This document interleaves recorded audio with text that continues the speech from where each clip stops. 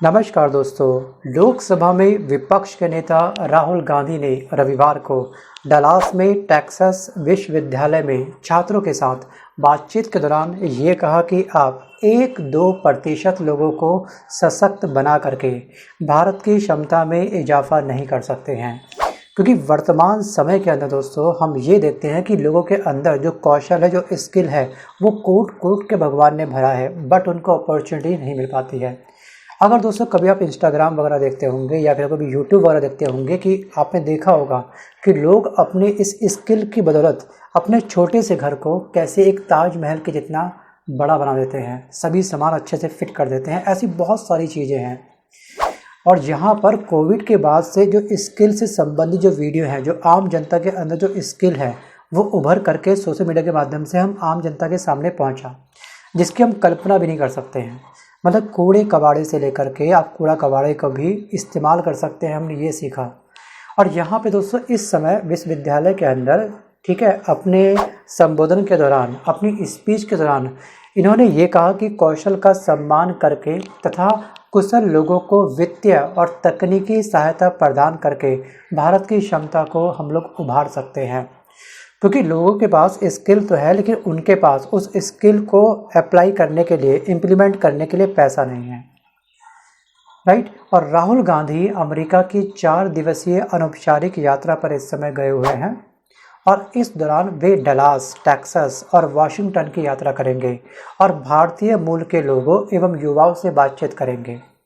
और उनके हवाले से एक्स पर कांग्रेस के आधिकारिक अकाउंट पर पोस्ट किया गया है कि क्या आपने एकलव्य की कहानी सुनी है। आपको पता होगा एकलव्य कौन था, बहुत अच्छे से पता होगा। इस वीडियो को पॉज करके आप मुझे बस सिंपल सा एक कमेंट करिएगा कि आखिरकार एकलव्य के कौन से हाथ का अंगूठा उनके कौन से गुरु ने मांगा था, उन गुरु का नाम क्या था। दाहिने हाथ का अंगूठा मांगा था उनके गुरु ने या फिर बाएं हाथ का, और उनके गुरु का नाम क्या है। वीडियो को पॉज करके आप मुझे कमेंट जरूर करिएगा। इतना तो खैर आपको पता होगा। आपको इतना तो पता होगा कि महाभारत का युद्ध कुल कितने दिन तक हुआ था। ये हुआ था 18 दिन तक। वापस आते हैं टॉपिक की तरफ। और इन्होंने यहाँ पर इस कहानी का जिक्र किया। भारत में जो कुछ हो रहा है, अगर आप इसे समझना चाहते हैं तो यहाँ लाखों करोड़ों एकलव्य की कहानियाँ आए दिन सामने आ रही है। कौशल वाले लोगों को काम करने या आगे बढ़ने नहीं दिया जा रहा है। और महाभारत में युद्ध लड़ने की कला में निपुण गुरु द्रोणाचार्य ने जब आदिवासी समुदाय से आने वाले एकलव्य ने धनुर्विद्या सीखने की इच्छा प्रकट करी तो उन्होंने क्या करा, द्रोणाचार्य ने क्या मांगा। द्रोणाचार्य ने एकलव्य से उसका दाहिने हाथ का अंगूठा मांग लिया। अगर अंगूठा नहीं होगा तो तीर आखिरकार कैसे चलेगा। ऐसे पकड़ करके तीर को साधना काफ़ी मुश्किल काम है। एक समय एक नारा था कि गरीबी हटाओ, लेकिन वर्तमान समय में ये नारा अब थोड़ा चेंज हो चुका है। ये नारा हो चुका है अब गरीबों को छुपाओ, पर्दे के पीछे छुपाओ। आपको याद होगा दिल्ली के अंदर G20 सम्मेलन हुआ था, तो उस समय किस तरह से गरीबों को, जी हाँ, हरे रंग के पर्दे के पीछे छुपा दिया गया था। जिस रास्ते पर VIP एंट्री होनी थी, जिस रोड के थ्रू VIP लोग आ रहे थे, हमारा जो एरिया है वो काफ़ी अच्छा दिखे, ठीक है, और जो हमारी बुराई है उसको पर्दे के पीछे छुपा दिया गया। गरीबों को कहीं ना कहीं रास्ते से हटा दिया गया। इस बात को लेकर के काफ़ी निंदा हुई थी केंद्र सरकार की, लेकिन आज भी वर्तमान समय के अंदर ज़्यादा कुछ खास फर्क नहीं पड़ा है। गरीबों का उत्थान नहीं हुआ है। महंगाई दोस्तों चरम सीमा पर पहुँच चुकी है। बेरोजगारी का स्तर क्या है वो आपने भी देखा ही होगा कुछ समय पहले। हरियाणा में ध्यान रखिएगा 5000 वैकेंसी निकली थी, ठीक है, 15,000 रुपये महीने की उसमें तनख्वाह थी, जिसमें 4.5 लाख बच्चों ने फॉर्म भरा था। कम से कम 1.5 लाख ऊपर उसमें PhD धारक थे, MM थे, MA थे, ग्रेजुएट थे। तो ये हमारा बेरोजगारी का स्तर, तो ये हमारी वास्तविक सच्चाई हमारे भारत की। और हम बनते हैं पूरे विश्व गुरु। जी हाँ, ये जी रहे हैं हम लोग अमृत काल में।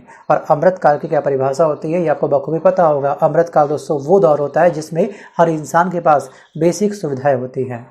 राहुल गांधी ने ये भी कहा कि जो विपक्ष होता है वो जनता की आवाज़ होता है और उसका ध्यान विशेष रूप से लोगों के दृष्टिकोण को सावधानीपूर्वक और संवेदनशील तरीके से समझने के बाद उनसे जुड़े जो भी मुद्दे होते हैं, जो परेशानी होते हैं, उनको सदन के अंदर उठाना होता है। जैसे आप सबने देखा कि कुछ समय पहले दोस्तों जो नीट का स्कैम हुआ था, सबसे पहले ये दिन इन्होंने नीट के मुद्दे को उठाया था, मणिपुर के मुद्दे को उठाया था, किसान के एमएसपी के मुद्दे को उठाया था और महंगाई के मुद्दे को उठाया था, मणिपुर में होने वाली जो हिंसा थी उस मुद्दे को उठाया था।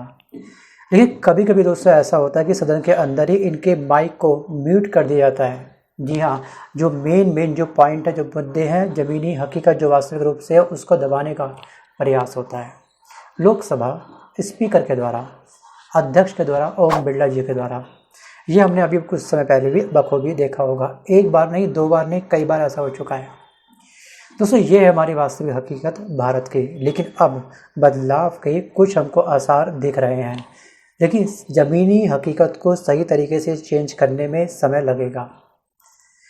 और दोस्तों राहुल गांधी ने टेक्सास में भारतीय अमेरिकी समुदाय को संबोधित करते हुए ये कहा कि भारतीय राजनीति में प्रेम, सम्मान और विनम्रता का अभाव है, बहुत बड़ी कमी है इसके अंदर।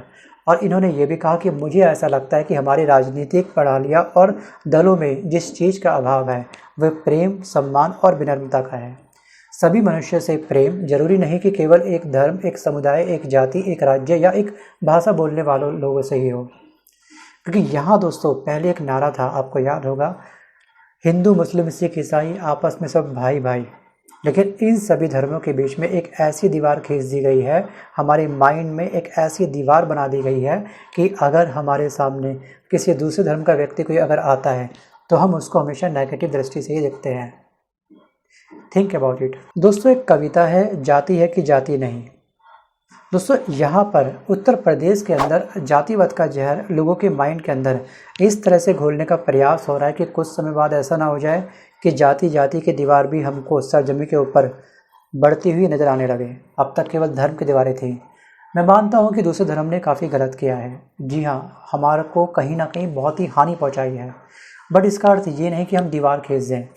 अगर दोस्तों बातचीत की टेबल पर बैठ करके अगर हम बातचीत करेंगे तो समाधान जरूर निकलेगा हर झगड़े का, चाहे वो पारिवारिक झगड़ा हो, सामाजिक झगड़ा हो या फिर एक राष्ट्रीय स्तर पर या फिर अंतर्राष्ट्रीय स्तर पर झगड़ा ही क्यों ना हो। दोस्तों हमने देखा कुछ समय पहले मंगेश यादव का किस तरह से एनकाउंटर हुआ था, सरनेम क्या था उसका यादव, उसके अन्य सहयोगी भी इस डकैती में शामिल थे, ये भी हमने देखा। जो अन्य लोग हैं उनके ऊपर मुकदमों की संख्या काफ़ी अधिक है और काफ़ी घिनौने अपराध उनके ऊपर दर्ज किए गए हैं, जबकि मंगेश यादव के ऊपर 7 FIR हो चुकी है। ऐतिहासिक अगर हम देखें इसका इतिहास तो कहीं ना कहीं ये भी इंसान गलत था, बट उनके ऊपर कार्रवाई कड़ी क्यों नहीं हुई? एनकाउंटर केवल एक ही इंसान का क्यों हुआ, मंगेश यादव का?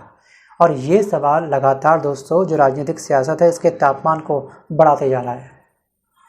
दोस्तों विदेश में कांग्रेस नेता ने संघ की आलोचना भी करी है। राहुल गांधी ने यहाँ पर RSS मतलब कि राष्ट्रीय स्वयंसेवक संघ की भी आलोचना की और यहाँ पर यह कहा कि भारत एक विचार है। और राहुल ने भारतीय प्रवासी समुदाय के साथ में संवाद में रविवार को ये टिप्पणियाँ की। इन्होंने ये कहा कि RSS मानता है कि भारत एक विचार है और हम मानते हैं कि भारत विचारों की विविधता वाला एक देश है और वास्तविक रूप से भारत एक परिवार है। तो फ्रेंड आज के इस वीडियो में बस कर इतना ही। मिलता हूँ जल्द एक नए वीडियो के साथ, तब तक के लिए धन्यवाद। बट आप मुझे कमेंट जरूर करेंगे और बताएंगे कि आपको क्या लगता है कि उत्तर प्रदेश के अंदर योगी सरकार आने के बाद जी हाँ विकास हुआ है, हाँ या फिर ना। कमेंट करना ना भूलिएगा।